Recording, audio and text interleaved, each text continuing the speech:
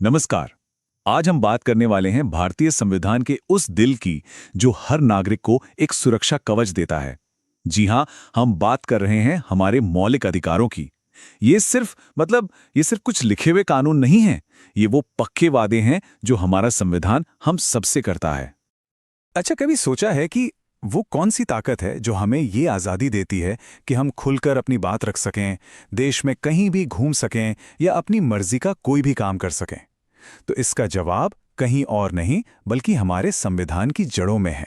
तो चलिए आज इसी में थोड़ा और गहराई से उतरते हैं।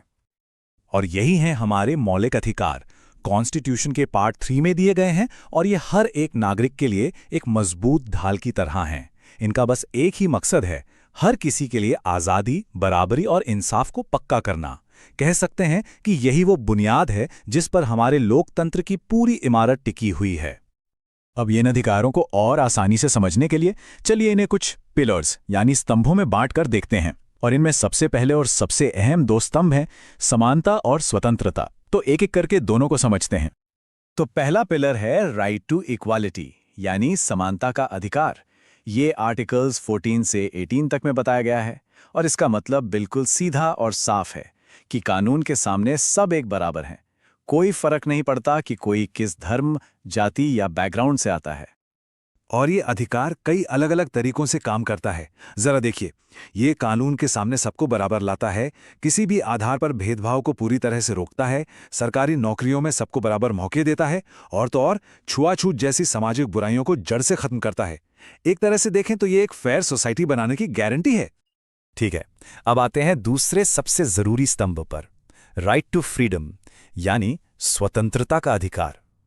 आर्टिकल्स 19 से 22 तक। पता है, ऐसे पर्सनल लिबर्टी की रीढ़ की हड्डी कहा जा सकता है। ये हमें वो बेसिक आज़ादियां देता है जिनके बिना किसी भी इंसान की ग्रोथ, उसकी तरक्की मुमकिन ही नहीं है।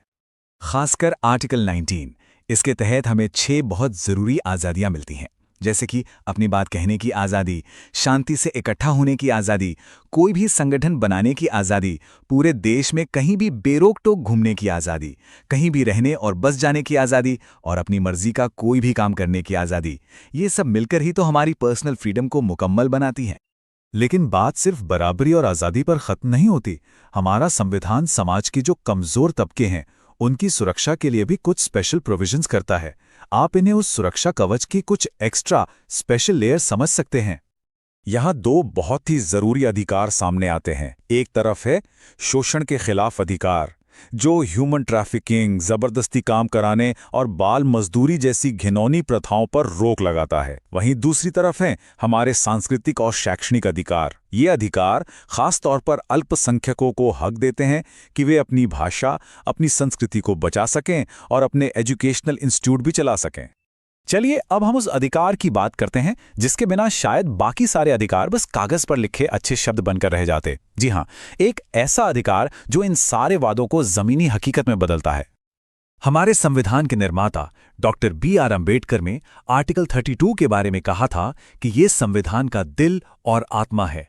सोचिए, हार्ट एंड सोल।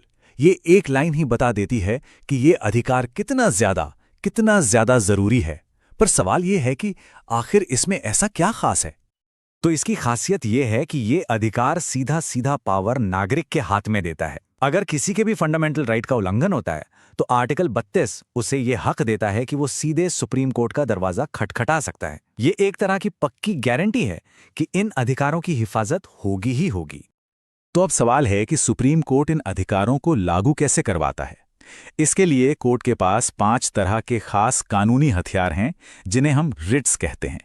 जैसे एक है हेबियस कॉर्पस, जिसका सीधा मतलब है कि पुलिस किसी को भी गैर कानूनी तरीके से हिरासत में नहीं रख सकती।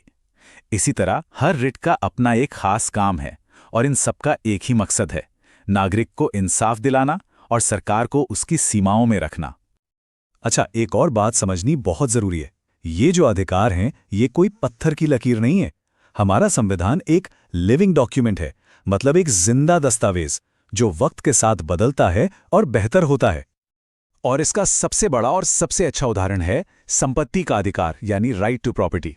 देखिए, 1978 तक ये एक फंडामेंटल राइट हुआ करता था, लेकिन फिर 44th अमेंडमेंट हुआ और इसे एक लीगल राइट बना दिया गया। ये किस्सा साफ साफ दिखाता है कि हमारा संविधान समाज की बदलती ज़रूरतों के हिसाब से खुद को कैसे ढालता है। तो चलिए आखिर में कुछ जरूरी बातें फटाफट समेट लेते हैं। पहली बात, ये अधिकार जस्टिशिएबल हैं, मतलब अगर ये ना मिले तो आप सीधे कोर्ट जा सकते हैं। दूसरी बात, नेशनल इमरजेंसी के दौरान इन्हें सस्पेंड किया जा सकता है, लेकिन आर्टिकल 20 और 21 को तब भी कोई नहीं छीन सकता। और हाँ, ये भी याद रखना जरूरी है कि कुछ अधिकार सिर्फ भारतीय नागरिकों के लिए हैं, तो कुछ यहाँ रहने वाले सभी लोगों के लिए हैं। तो इन सारी बातों के बाद एक सवाल मन में आता है, और ये सवाल सबके लिए है। इतने सारे ज़रूरी अधिकारों में से वो कौन सा एक अधिकार है जो आपको लगता है कि आज भारत में हमारी रोज़मर्रा की ज़िंदगी पर सबसे ज़्यादा असर डालता है?